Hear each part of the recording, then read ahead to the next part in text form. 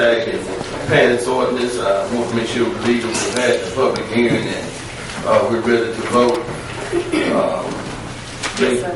If the board would like to vote today, it may. Mr. President, I so move that we pass the sagging pants ordinance. Okay, it's been moved. Is there a second? Second. It's been moved and properly second. Discussion? All those in Mr. favor? President, Excuse me, Ms. Calhoun. early on I had seen some individuals that initially opposed this board establishing an ordinance, and I would just like to hear if I were heard from them. Is that your request? Yes. Okay. Is there any particular person that you want to hear from? Mr. President, we've had the public hearing. I know we've had a public hearing. If anybody wants to speak before the board votes, I would like to hear those comments. Mr. President, I don't even know if that's in order. We've had a public hearing. And, it's time to vote up or down there. Okay. It's been moved. Excuse me, sir. Yeah, I would like to speak. I don't know if that is in order. Let me check and see from from our parliamentarian, since we have a public hearing on this issue. Mr. President, as been stated before, you have had a public hearing and you've invited public comment. However, if you would like to hear other comments today, it's within the discretion of the board. It's in my discretion, and anytime a supervisor asks me to do something that's reasonable, I try to do that. I want to be fair to everyone. Ms. Calhoun has asked, and I want to be as fair to everyone as I possibly can. Is there one you want this individual to speak, Ms. No, Calhoun? if anybody, the Okay. gentleman here said that he would like to speak. Okay, well, if you just come to the podium and just give us your name and just give us 3 minutes, and then we'll be ready to vote. My name is Charlie Brenner, and I'm a citizen of this county.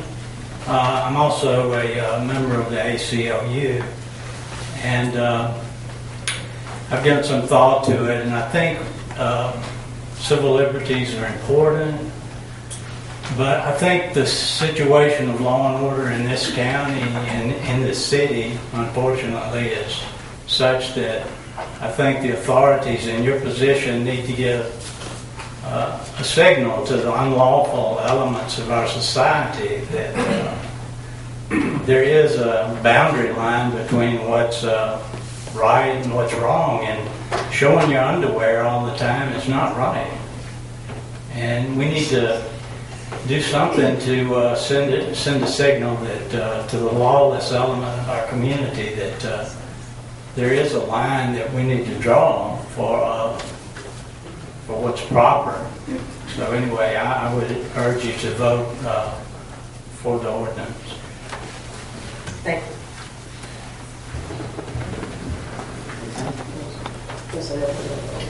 Okay?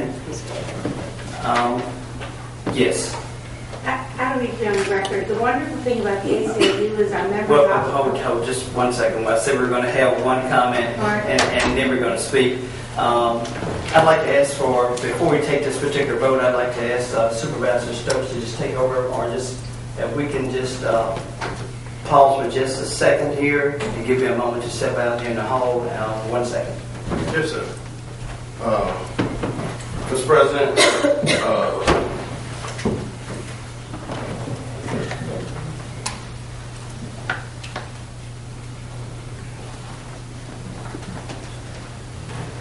Sorry, I thought it was something of great importance, but it's not anything that we were going to handle today. So, it's been moved and properly second regarding the sagging pants issue. Discussion, Ms. Calhoun. Before this board votes, I have some comments. Okay. Again, I would like to reiterate that sagging is not criminal. Banning and arresting young people who sag will cause that young person to have or will give that young person a record. years from now, when that young person goes to interview for a job, and if that employer sees that he or she was arrested for sagging, that employer may judge that individual and not give that individual the opportunity of a job because that person was sagging. When I go outside, I don't see that many young people that sag, because the majority of our young children dress appropriately. They do not sag in schools because it's not allowed. They do not go to church with their pants sagging. Sagging to me right now is just a fad. And I don't like it. I don't like it at all. I think if you compare, if you look at the fad sagging now, it seems that most young kids are going for tattoos, and sometimes they have tattoos all over their body, here, there, and everywhere, because right now it's a fad. If you want to help a kid to stop sagging, I would suggest that you just walk up to that kid and try to talk to that kid, or become a mentor for that child. I also believe that as public and elected officials, that we should develop community programs for our children to participate in that will encourage positive behavior. I see too many poor examples of adults' behavior that is displayed in front of our children that is not appropriate.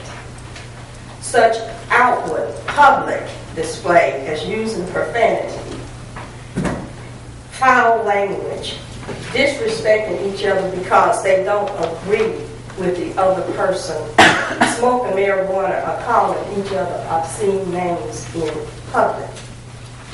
If adults don't live in a glass house, why should they expect our children to live in a glass house? Dr. Martin Luther King once said, "I look to a day when people will not be judged by the color of their skin, but by the content of their character." And I'm going to paraphrase that famous quote by saying that I look to a day when people will not be judged by what they wear, but by the content of their character.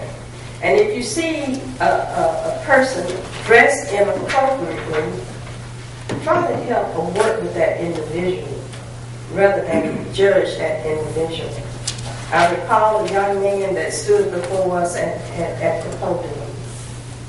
And that young man said, "If you look at me, the way I'm dressed right now with my t-shirt on and my blue jeans and my dreadlocks or braids or whatever it was that he made," he said that you would think that I was not an honest student. But I am an honest student, and I have plans for attending college.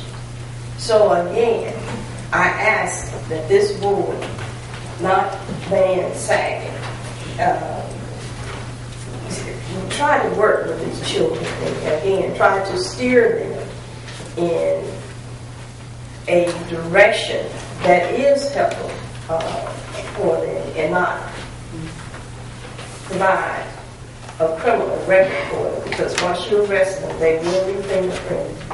And I would think our challenges in Hinds County far outweigh stopping some of the individuals that you see on the street that are sagging.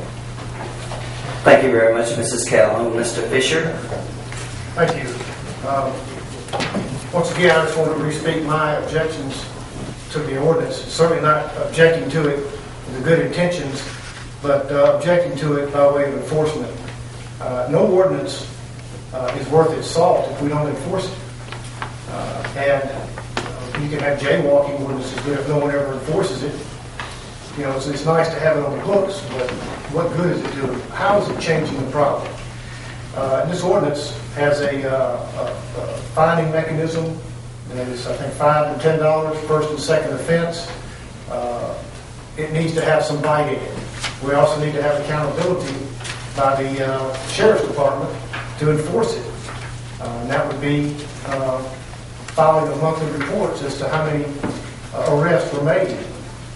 Frank, I think that's a waste of time for the sheriff's department. But any ordinance we're going to have, there needs to be accountability. But the truth of the matter is, we're not enforcing apparently now the indecent exposure laws that we have on the books.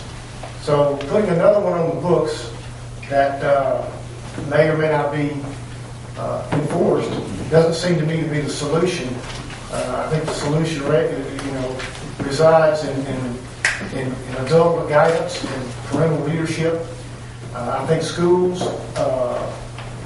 most schools, if not all of them, have banned this. The principals, the superintendents have shown that leadership, and I think that we're really delving into something here that really government should not get into when it comes to personal preferences.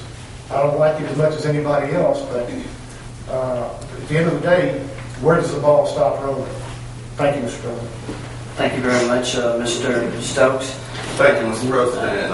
Mr. President, I could talk about this forever and ever, but I think I heard Mr. Brunner, Charlie Brunner, he made it as clear as anybody can make it. I hear my colleagues saying that the schools banned it, but yet we're not supposed to. We're the big boys, not the school. And I don't care who it is. There's no one up here going to hire somebody to come looking for a job with their behind shoe. You know it, I know it, ACL, you know it. We got to make sure we give them a chance for a job. Now, in terms of the ordinance itself, I don't know what they're reading. This is not a felony. Is it legal? Is it? You have a chance? No, sir, it's not a felony. Let's make sure now, because I'm hearing all they're going to go to jail. Then I hear one say we charging too little money. We're not trying to make money on this. We're just trying to make sure they put up their pants. Thank you. Thank you very much. We'll have another round of discussion, and then we will be prepared to vote. Mrs. Calhoun? No, I was going to say it's a school policy that they do not, but they're not making it a criminal for the children. Okay. Thank you very much. As chairman, it's my responsibility to keep the meeting moving and to remain neutral. I'd like to thank Mr. Stokes for bringing this very important issue to the board. And I'd like to say that Mr. Stokes is right, but Mrs. Calhoun is also right, which puts us in what I call a dilemma. Because both of them are right. Both of them have very good, solid, respectful points. Mr. Fisher is right. Nobody wants to see that, but everyone has a particular opinion about this particular issue. But it's us entrusted with voting to make the right decision. So, are there any other comments? It's been moved and properly second. All those in favor of adopting an ordinance to prevent children from sagging pants, let them say by aye. Aye. Opposed? Nay. Nay. Motion fails. Will the clerk please read the order? The order will read that upon a motion, that a motion was made by Supervisor Kenneth Stokes to pass the ordinance, the sagging pants ordinance. It was seconded by Supervisor Douglas Anderson, with Robert Brown voting nay, Phil Fisher voting nay, and Peggy Calhoun voting nay. The motion fails. Okay, all right, let's continue on. Mr. President, Mr. Anderson. Yes. Carlos Musso